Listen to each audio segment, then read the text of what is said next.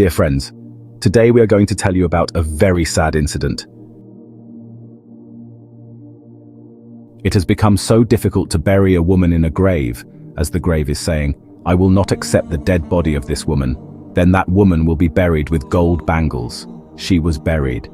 What work did she do for which she was punished and had to be buried with the bangles? We request you to listen to this incident till the end. I will narrate today's incident to you in the words of Abdullah, who is the Imam of the masjid. It is said that it was the time after Asr and it was extremely hot. There was a lot of heat, and people did not even feel like stepping out of the house. The number of people coming to the mosque for Asr namaz was very low. As soon as after the namaz, when people left for their homes, I lay down in the mosque with a fan on one side. I thought of resting for some time, but then a man from the locality, Muhammad Shabir, came to me and said in a very sad tone, "Imam Sahib, my wife is dead. I have gone to offer his funeral prayers, and you will perform the funeral." After listening to him, first of all, I expressed my regret to him and told him that I am very saddened by the death of your young wife like this. May Allah forgive her. What is the fixed time for the funeral? When I asked him what he had done, he said that he intends to perform the funeral only after the Maghrib namaz, and I want you to perform the funeral. After listening to Muhammad Shabir, I placed my hand on his shoulder to encourage him and said, "You are worried. Don't do it. I will perform the funeral in such time." Children started coming to the mosque. Muhammad Shabir went back home. I felt very sorry for his wife because Shabir was barely 35 years old, and his wife would be around 28 or 30 years old. There were two small children. I became sad for those children whose mothers left them at such a young age. I dismissed the children from studies early, and after offering Maghrib prayers, I came out of the mosque and went to my place.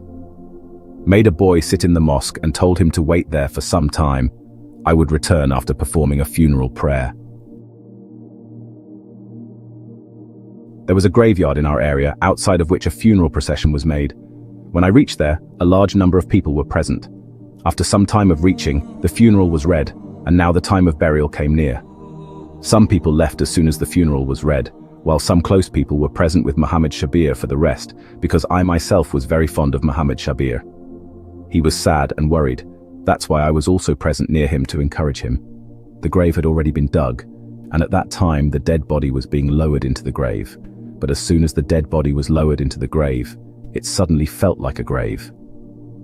You start getting fed up, and strange sounds are coming from the grave, and a large number of snakes and scorpions start appearing inside the grave, whose hissing gives a strange feeling of fear, and those snakes and scorpions start biting the dead body. This is the scene. After hearing these voices, the people present there became very frightened, and some of them ran away from there, while Muhammad Shabir also looked with troubled eyes, sometimes towards the dead body, sometimes towards the grave. He felt very sad at this time.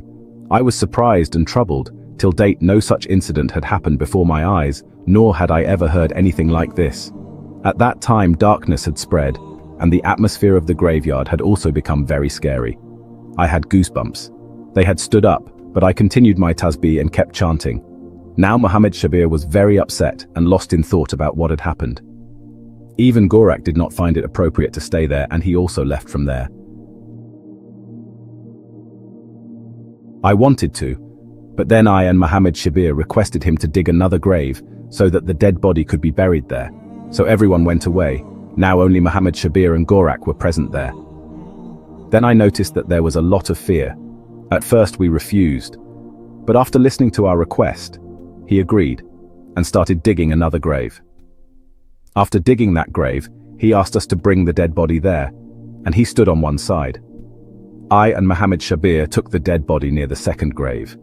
They reached there and started lowering it into the water, but what was this? Suddenly a large number of snakes and scorpions started appearing in the grave, and the sound of screams started coming from inside the grave. While when Gorak saw this scene, he too was filled with fear and left the cemetery. At this time there were only me and Muhammad Shabir in the cemetery.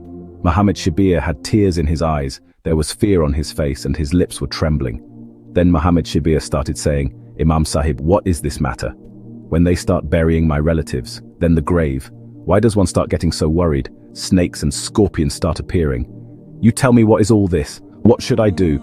Hearing the troubled voice of Muhammad Shabir, I encouraged him and said, Let us both try once again and together solve this problem. Let's bury.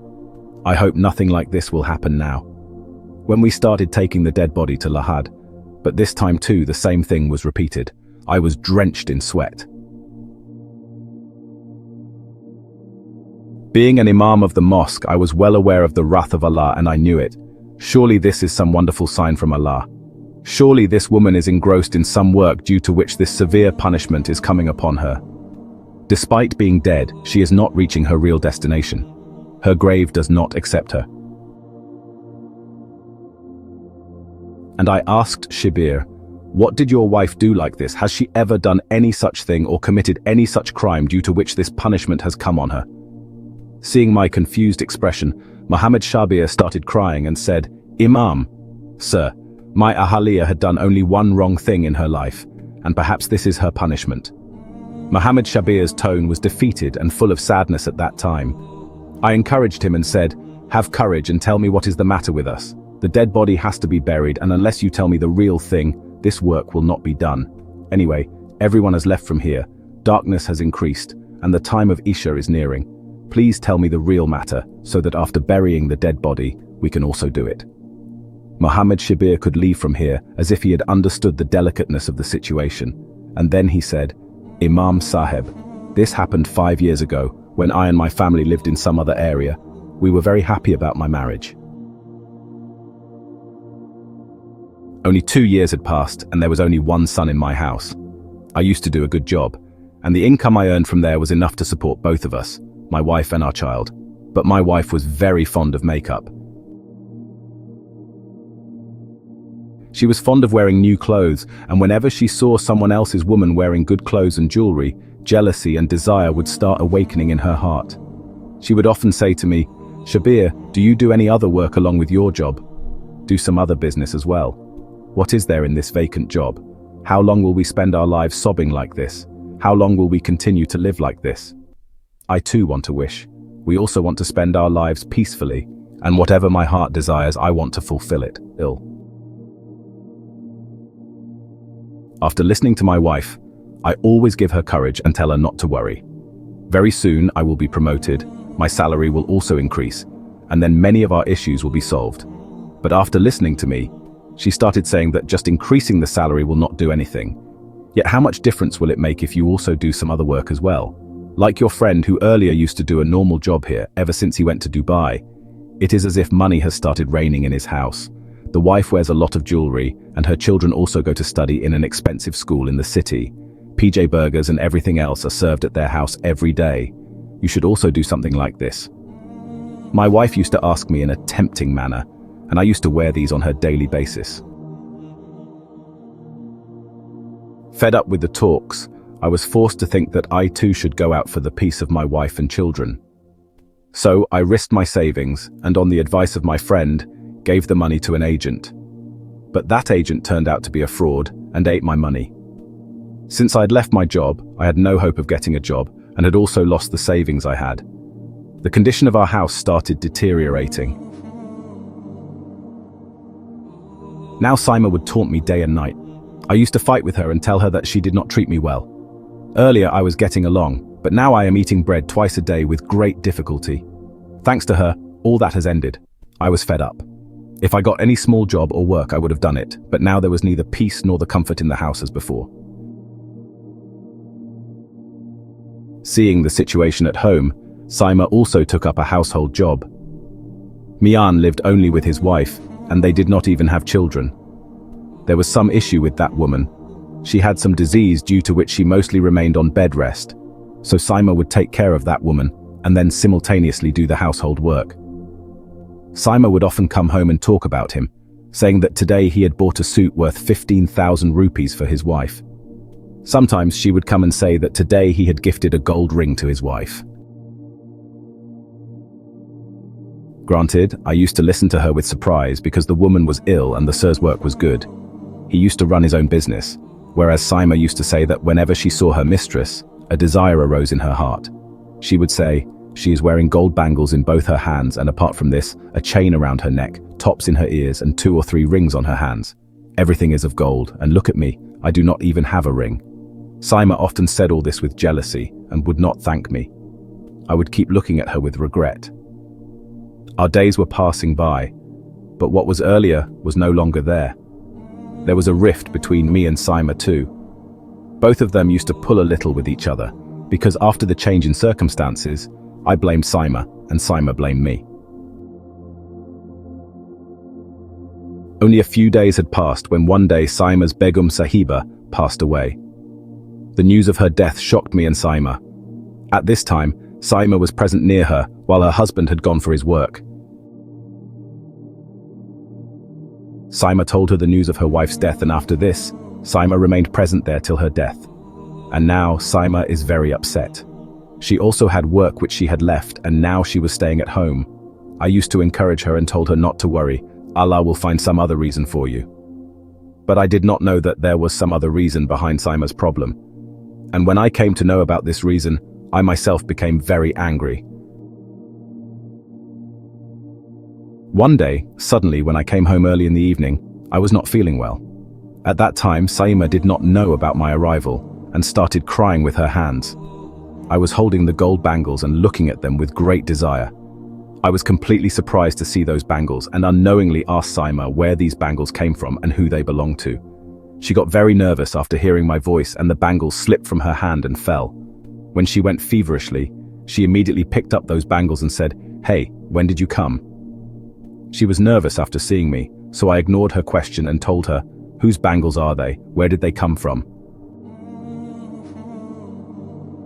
Seeing whom there was suspicion, Saima got scared and her hands and legs started swelling. Then suddenly, she uncontrollably hid her face in her hands and started crying loudly and said, "Shabir, don't doubt me, I will tell you everything truthfully." Only then, Saima started saying that Begum Sahiba, in the house where I worked, had so much jewelry, and she used to wear a lot of it on her hands. I used to look at her with a strange longing. A desire arose in my heart that I too should wear such jewelry in my life. I loved her bangles very much, so when Begum Sahiba passed away, I don't know what happened to me. The devil overpowered me, and I took off those bangles from Begum Sahiba's hand because I knew. Sahib would be very sad at this time, and in his state of grief, he would not have any idea that the bangles were missing, and that is what happened. Sahib did not even realize this because the rest of the jewelry was present as it was. Only the bangles were missing. I was afraid at first, but later became confident because Sahib had no idea about the disappearance of those bangles. He was not getting out of the grief of Begum Sahiba. But Shabir, ever since I brought the bangles home, don't know what is the matter. I could not see them wearing them even once in my hands. Whenever I wear them in my hands, the face of Bey Ikhtiar Begum Sahiba comes in front of my eyes, and the same thing is worn in her hands. I start seeing bangles. I get scared and put those bangles back. Every night in my dreams I see Begum Sahiba, and she complains to me, "Saima, what have you done to me? You have done to a dying woman, betrayed her existence, cheated her on her property, and she does this to me every day," and I get up scared and sit down. I'm feeling very nervous. I don't know what to do. As soon as these bangles are around my neck, when Saima told me all this while crying helplessly, I kept looking at her. I couldn't believe that my wife would do such a wrong thing, and then she wouldn't even tell me what I would do to her. Why would I scold her because she was already burning in the fire of remorse and was facing a lot of punishment? That's what I said. If you have any regrets about your actions and you want this regret to go away from your heart, then it would be better to do this. If you go to Begum Sahiba's house and tell the whole situation to Sahib, I am sure he will forgive me.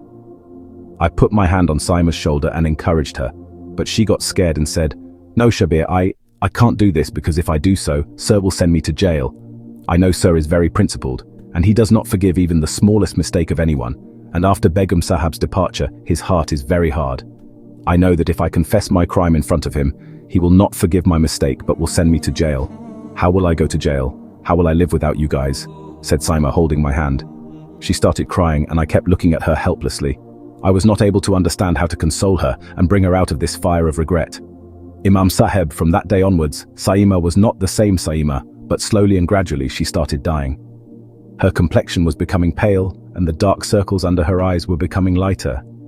It seemed as if she was suffering from some serious illness. She was always in a state of fear and would look at her as if she was staring at something. You are looking at it and are scared of it.